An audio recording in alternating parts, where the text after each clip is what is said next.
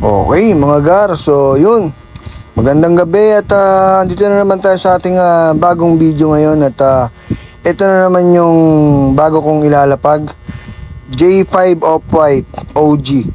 So yun, makikita nyo yung tank nung J5 ang lakas ng aninag niya no, pagka nasisilawan ng ilaw. So senyales yan na isa yan sa original.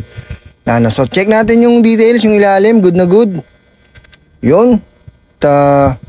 Ayan no. Makikita mo no, walang issue. Good condition no. So yun. Ito yung ilalapag natin ngayong gabi. So check nyo kung saan ako biyabiyahin ngayon. At dadagdagan natin ng cash yan. Ayan. 1, 2, 3. So 3K no. So 3K yung nadukot ko sa aking bulsa. So ilalagay na natin dyan. At yun, babiyahin na tayo mga gar. So yun, at ito ay ibabiyahin na natin. So yun, bahala na kung saan ako mapadpad nito. Maghahanap ako ng magandang spot na ating paglalapagan. So yun, biyahin na tayo mga gar. So yun, tara, ayos na tayo. At ibiyahin na natin tong ating bagong sapatos na i-abandon. So details nito is Air Jordan 5 X Off-White Retro. So yun. So ngayon nagkakahalaga na siya ngayon is ng 109K. No, so dati kasi nasa 50,000 lang to nung unang release to sa Pilipinas. Na-release to ng 2015. So nasa 50K to 70K lang siya dati. So ngayon is naglalaro na siya ng 109K. So hindi na biro yung ganyang kamahal na sapatos ngayon. So ngayon, yan ang i-abandon namin ngayon dito sa aming gagawing video ngayon. So papasok tayo ngayon ng Parañaque sa Soledad. So baka may nakakaalam dito sa Soledad. So check nyo na lang no. At dun sa hindi pa nakakapag-follow, so mag-follow na kayo dahil baka ma-miss nyo ang aming mga video na ginagawa at hindi nyo mapanood. Dahil baka sa susunod dyan na kami sa lugar nyo maglalapag ng aming mga abandoned shoes. No, at dahil tuloy-tuloy na to mga gar. So dun sa mga nagko-comment na parang nagagalit. So pasensya na kayo mga gar dahil hindi ko kasi alam yung iba pang lugar Kaya mag-comment kayo kung saang lugar ang gusto nyo. At pagka nagkaroon kami ng maraming time dahil sa ngayon kasi may trabaho ko at medyo around Metro Manila pa lang ang biyahe ko. So kapag dumating din yung time na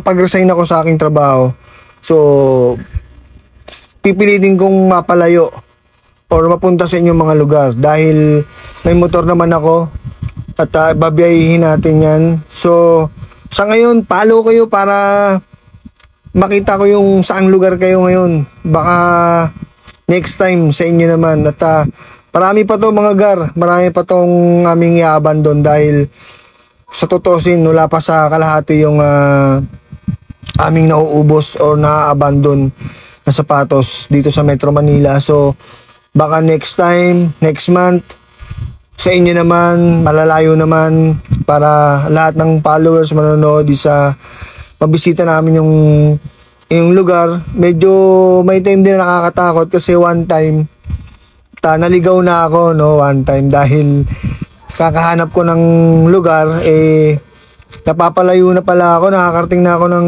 Cavite. So hindi ko kabisado yung way. So talagang natakot din ako dahil baka hindi ako makauwi or abutin man ako ng madaling araw sa labas. Kaya ginawa ko bumalik ako sa aking dinadaanan. So yun, kaya medyo nakakatakot sa gabi. Kung gagawa ako ng vlog sa malayong lugar, isikapin ko umaga. Pipilitin ko sa umaga dahil mahirap mangilatis ng daan sa gabi, sa dilim. Doon ako muntik maligaw. So ako naman hindi gala dahil trabaho bahay lang din naman ako. Hindi ko talaga kabisado pa yung ibang lugar.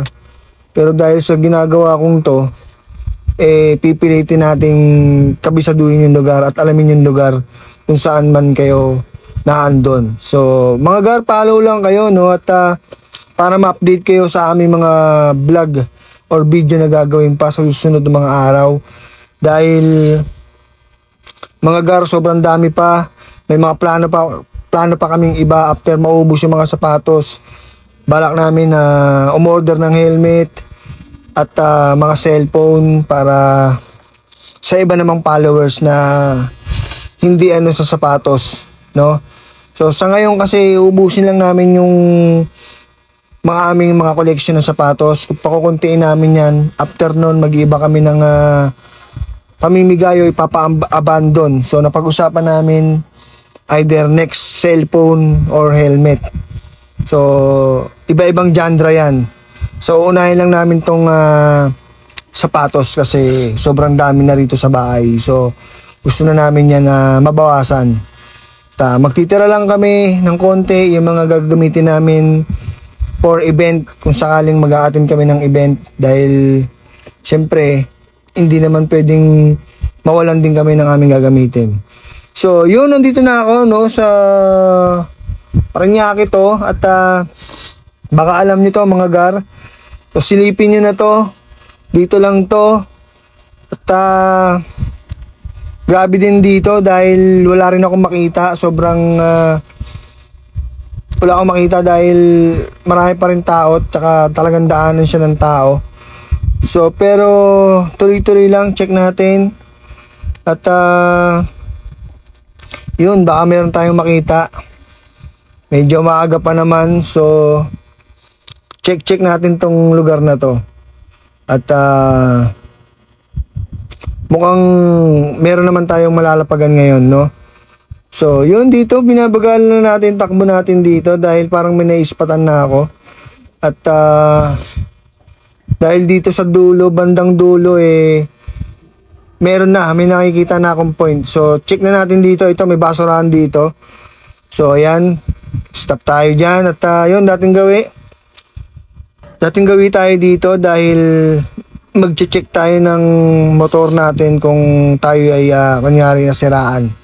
So pero dito pinaporma ko na yung ating ilalapag dahil isang mabilisang lapagan lang dito mga gar, gaya pa rin ng dati. Check natin, ayan, check natin siya, nandyan. At iikot tayo dito para kunwari silipin natin ng konti yung motor para dun sa mga dumadaan. So ayan, ito na tayo, hakbang na tayo, tingin-tingin sa kaliwat kanan. Ito na, ayan na, naglalakad na ako. Tinabi ko na dyan sa basurahan. Sana makuha nyo yan gar, check nyo. Ayan, lalayo na ako, babalik na ako sa aking service. Check nyo yung daanan mga gar, ha. Yan. Yan yung daanan mga gar. Diyan lang sa basurahan na yan. Check nyo yan. So yun, hanggang dito na lang mga gar, no. Thank you. At yun, sana kayo na sa susunod na makakita nyan.